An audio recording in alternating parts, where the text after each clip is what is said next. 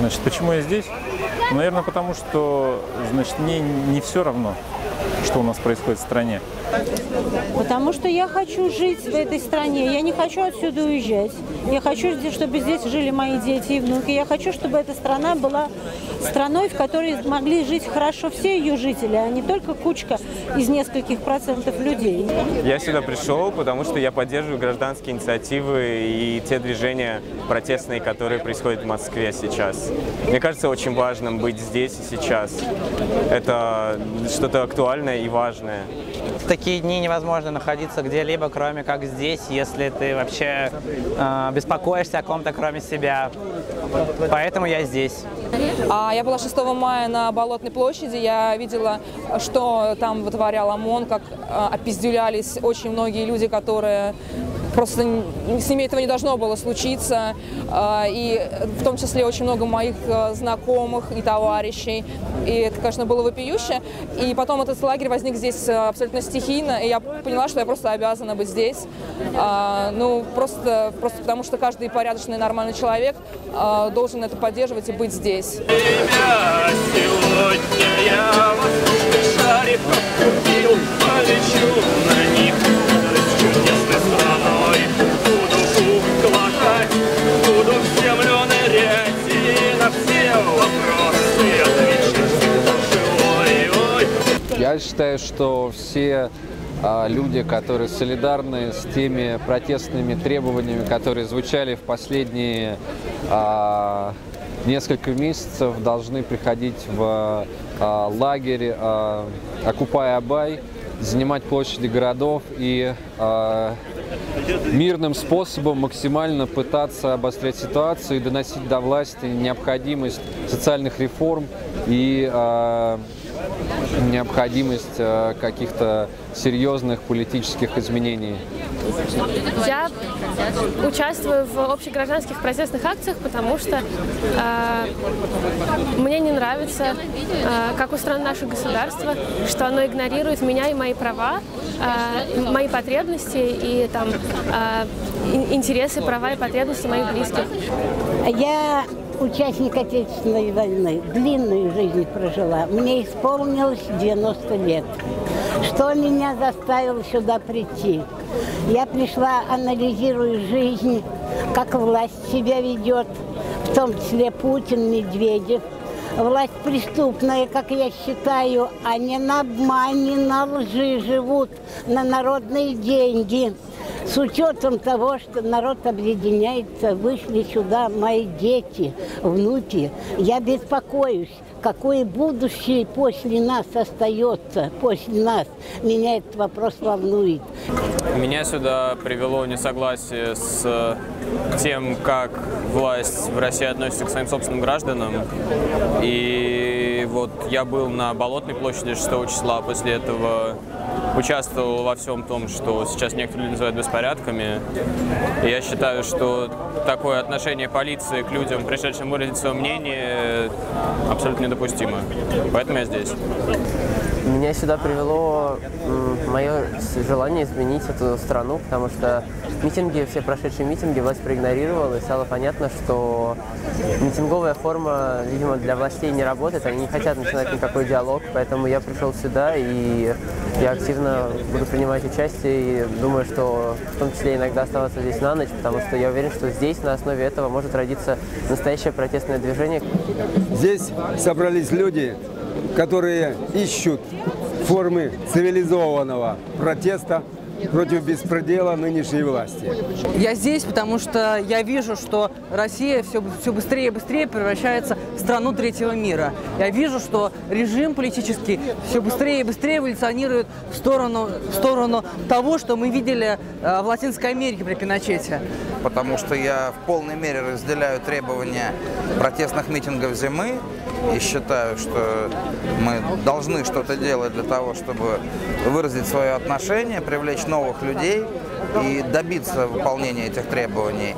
Это очень правильно, потому что правильное общество как раз должно быть построено на взаимном уважении разных людей.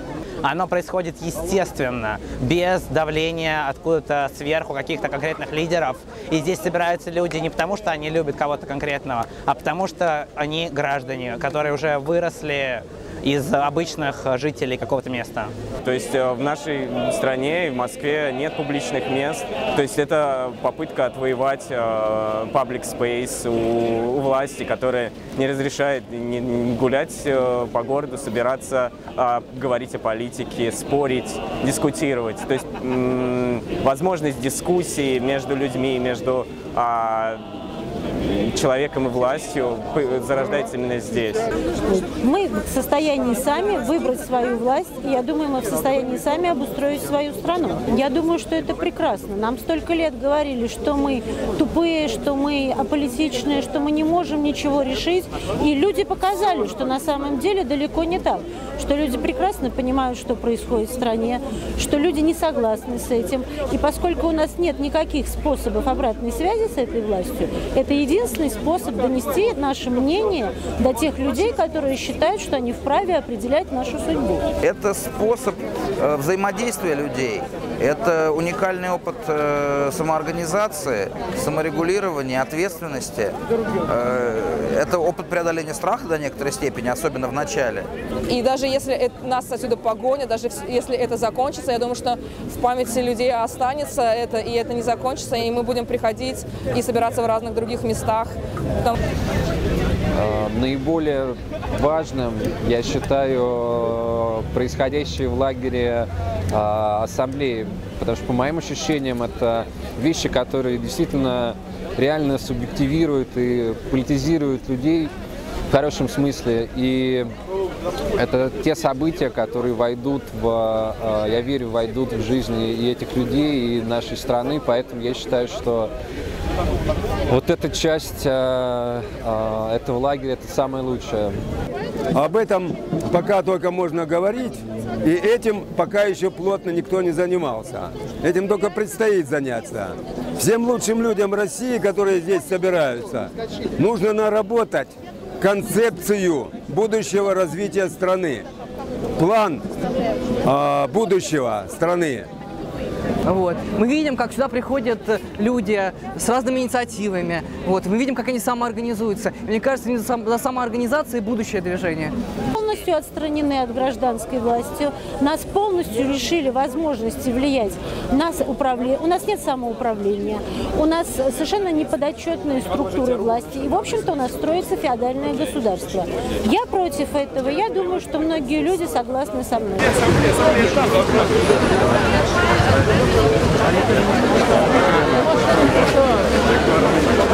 Ну, я феминистка, я борюсь в первую очередь за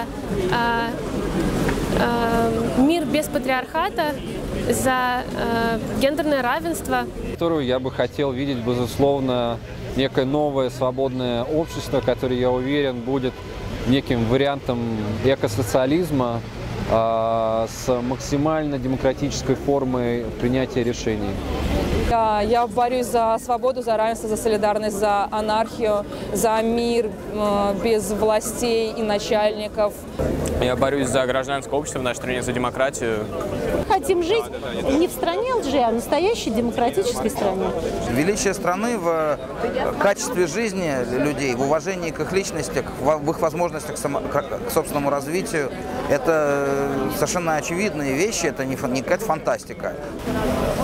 Справедливость, свобода, равенство. Но мне кажется, что будущее за развитием самоорганизации людей снизу, вот, и борьбой, да, и преобразование общества в этом духе. Я считаю, что основная цель движения – это минимализация власти, да, потому что сейчас мы видим совершенно дикую концентрацию власти у одних людей и, соответственно, полное ее отсутствие у других людей. Мне кажется, вот этот наш московский Occupy должен распространиться на другие города России и стать таким одним из тех моментов, то есть, чтобы люди почувствовали себя свободными, просто собраться и просто увидеть и посмотреть друг другу в глаза и понять, что они не одни сидят у себя в Фейсбуке, и не одни наблюдают и возмущаются происходящим в стране.